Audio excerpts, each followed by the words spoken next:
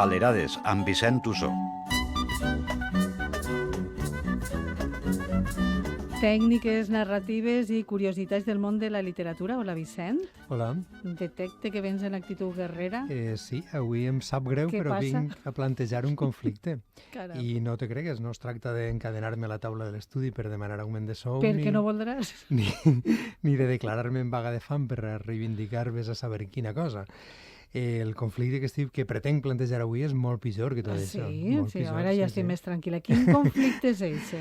El conflicte de què parles és un conflicte literari i, per tant, ja ho saps, estem parlant d'amors tràgics, de grans epopeies, de secrets transcendentals, de morts, de crims, d'aventures de tota mena.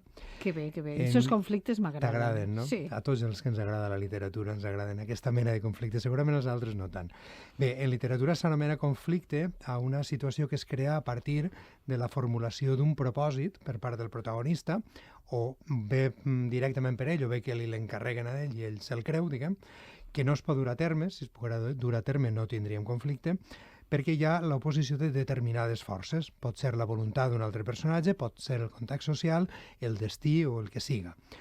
Aleshores, el protagonista haurà de fer una sèrie d'esforços per superar els entrebancs que es vagin presentant. Es podrà fer en solitari o amb l'ajut d'alguns dels personatges principals. I tot allò proporciona la matèria per omplir el relat de substància i sobretot per fer-lo progressar. Per tant, podem dir que la major part de novel·les s'articulen al voltant d'un conflicte principal i també de conflictes secundaris. En el cas del conte és una mica diferent perquè la brevetat i la intensitat que requereixen invalida moltes vegades la presència de més d'un conflicte literari. Però podríem escoltar un exemple i ho entendríem millor. Escoltem-lo.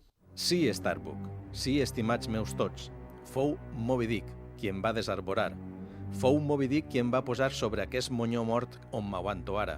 Sí, sí, cridar amb un sanglot terrible, sorollós i animal, com el d'un Dant ferit al cor. Sí, sí, fou aquesta maleïda balena blanca qui em va desarborar, qui em va convertir en un pobre inútil empernat per sempre.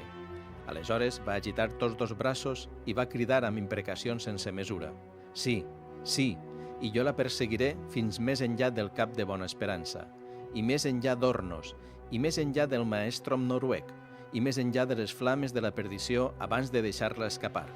És per això que us he embarcat, mariners, per encalçar aquesta balena blanca per totes dues bandes de la costa, per tot arreu de la terra, fins que brolli sang negra i aturi l'aleta.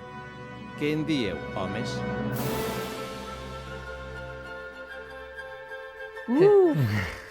No sé jo què faria. El fragment, òbviament, correspon a Moby Dick, la novel·la de Herman Melville, i l'al·legat que hem escoltat del capità Ahab davant de la tripulació del Pequod és en realitat la formulació del propòsit que dona sentit a la novel·la, destruir Moby Dick, és a dir, venjar-se de la balena blanca que el va deixar sense cama.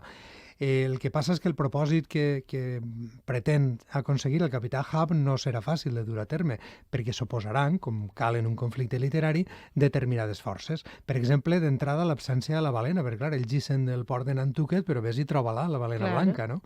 I tardaran a tindre notícies. Després hi ha les reticències, que és a dir, és veritat que cada volta menors d'una part de la tripulació, que d'entrada s'embarquen no per caçar una sola balena, sinó per aconseguir tantes balenes com siga possible, per tant, la major quantitat d'oli possible, per tant, la major quantitat de diners possibles, no?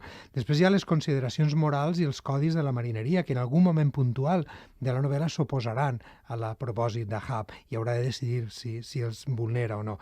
I finalment hi ha la mateixa balena blanca, amb un historial llarg d'atacs a embarcacions i que, lògicament, no es deixarà que la cacen. La superació de tots aquests entrebancs conduirà la tripulació del Pequod a l'escena final, a l'enfrontament amb Moby Dick, és a dir, abocarà el conflicte a la seva resolució. Podríem dir que el conflicte literari és el motor d'una obra literària? I si no hi ha motor, no hi ha obra? Això és un lloc comú, que no hi ha obra literària sense conflicte. L'afirmació és certa, però no és certa del tot. No en totes les obres el conflicte literari té el mateix pes, la mateixa centralitat. I, per tant, si fem una afirmació tan contundent, allò es faria adoptar una perspectiva potser no massa exacta. Per aclarir-nos, caldria precisar que així a l'engròs hi ha dues maneres d'entendre la literatura o dues maneres de plantejar una narració literària. I quines serien aquestes dues maneres? Doncs la primera d'elles serien aquelles obres, i ara ens aniríem als extrems, que volen indagar sobretot en la manera de ser dels personatges i en la seva evolució, i per tant no plantegen un conflicte clar o bé se serveixen del conflicte només com a excusa per a parlar del que els interessa, que és el personatge. No? Aleshores, els conflictes es minimitzen, els diluïssen o els esmicolen en múltiples conflictes menors, de manera que apenes tenen transcendència. La segona forma de veure el fet literari serien aquelles obres que no treballen gens la personalitat dels personatges. Serien, per tant, personatges plans. I, en canvi, ho centren tot en el desenvolupament del conflicte i a través d'ell construeixen la trama. Determinada literatura de consum fàcil se situaria en un punt bastant pròxim a aquest extrem, és a dir, es basaria només en el conflicte i sobretot en la curiositat, és a dir... De saber com es resoldrà això què passarà a continuació. Ja el lector se pregunta de manera constant què passarà ara, què passarà ara, què passarà ara, fins al final. Clar. Molt bé. Dos maneres que poden funcionar juntes, supose. Sí, ja havia comentat abans que són els extrems d'una escala. Per tant, el més habitual és que un text no se situa en cap dels dos extrems, sinó que adopte una posició intermèdia més o menys central o escorada cap a un dels dos cantons. Per tant, podem dir que la majoria d'obres narratives, com dèiem abans, desenvolupen un conflicte de major o menor entitat, aprofundint més o menys en la psicologia dels personatges, però sempre amb un conflicte. De fet, en la major part d'elles és precisament el plantejament del conflicte, el desplegament del conflicte i la resolució del conflicte el que proporciona l'estructura bàsica de la narració. Aleshores, per als escriptors, per a vosaltres, els escriptors, serà important planificar aquesta estructura bàsica, no? Com... Per als que són de mapa, perquè ja saps que n'hi ha que improvisen, per als que són de mapa sí, és clar. Aleshores haurem de discernir, a l'hora de planificar-ho, com tu dius, quins són els factors bàsics del conflicte que anem a desenvolupar i que hauran de ser alguns com a mínim imprescindibles. Per exemple, qui és el protagonista, el propòsit inicial que vol dur a terme, els obstacles, identificar els obstacles que li impedeixen assolir-ho, si n'hi ha un antagonista, donar-li cos, i després els esforços que haurà de fer aquest protagonista per assolir o no al final el seu objectiu. Si l'oposició és concreta en un personatge, en un antagonista, com dèiem, caldrà no sols identificar-lo, sinó també treballar-lo, especialment si el conflicte s'articula a través de l'oposició protagonista-antagonista. Aleshores, l'antagonista hauria de tindre un paper quasi tan important com el protagonista. Vale, estem avui parlant de conflictes literaris que hi ha de tots els colors, no? De tots els colors i de tots els gustos. I què determina de quin color és el conflicte literari? Doncs en funció de les forces que s'oposen al propòsit del personatge principal. Segons un o altre podem, per exemple, tindre un conflicte de caràcter èpic, Ulisses enfrontant els déus en l'Odissea, de caràcter social, els Miserables o Oliver Twist, mítics o llegendaris, com el cas del Senyor dels Anells, de Tolkien, o personals íntims, com el cas de Crim i Càstig o La mort de Venècia, per exemple. Però siguen del caràcter que siguen, el més important de tot és que siga el propòsit i, per tant, els obstacles, etc., que siguen vitals per als personatges. Si no són importants per als personatges, serà molt difícil que el lector ho consideri important i, per tant, s'hi identifiqui. De fet, si a Hub li donarà igual caçar una balena que una altra, no tindríem Moby Dick. Clar, no hi hauria novel·la, clar. Ha de ser molt important per al protagonista per a que t'arrossegue a tu com a lector en aquesta resolució de conflicte. Clar, perquè si no, no tindria sentit. I per a ser viable, per a aconseguir això, haurà de basar-se en arguments d'una certa rellevància. Per exemple, si el conflicte està fora de lloc perquè és anacrònic o pel que siga, el lector no se'l creurà. Si resulta trivial o no està justificat, o si es pot resoldre, és una anècdota molt banal que es pot resoldre d'una manera molt senzilla i el protagonista el complica més del que cal, doncs aleshores no tindrem aquesta atenció suficient, per tant no commourem el lector i per tant no farem res. Per tant, no pot ni basar-se en un equívoc fàcil de desfer, ni en una anècdota simpàtica que no té recorregut, ni en el factor sorpresa, allò de fer-li creure al lector que és una cosa, després girar-li el calcetí, això no val, ni en un problema de solució elemental. Per exemple, si tenim una protagonista d'un relat que s'adona que el bitllet de loteria que ha resultat premiat no el troba, ahir d'entrada la recerca del bitllet en principi no és un argument per a fer un conflicte massa sòlid, no? Allí no tenim encara material.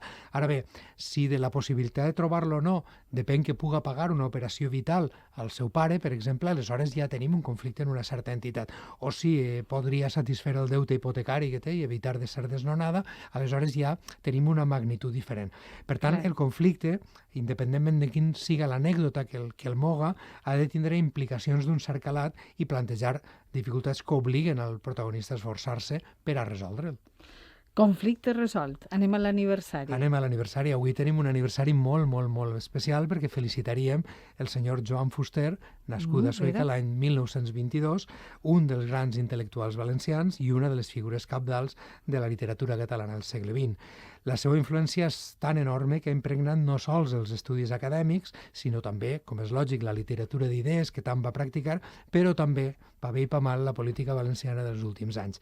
De fet, la seva obra Nosaltres els valencians va suposar un gir en la concepció que molts valencians tenien del seu país, però com la seva faceta d'assagista és tan coneguda, jo el que reivindicaré avui, la recomanació que faré avui, és la de 7 llibres de versos, editat per 3 i 4 en 1987, on trobem el Joan Fuster poeta, que també era molt bo, i és molt més íntim i molt més tranquil·let, diguem, que el Fuster assagista. Doncs ahí queda esta recomanació, 7 llibres de versos de Joan Fuster.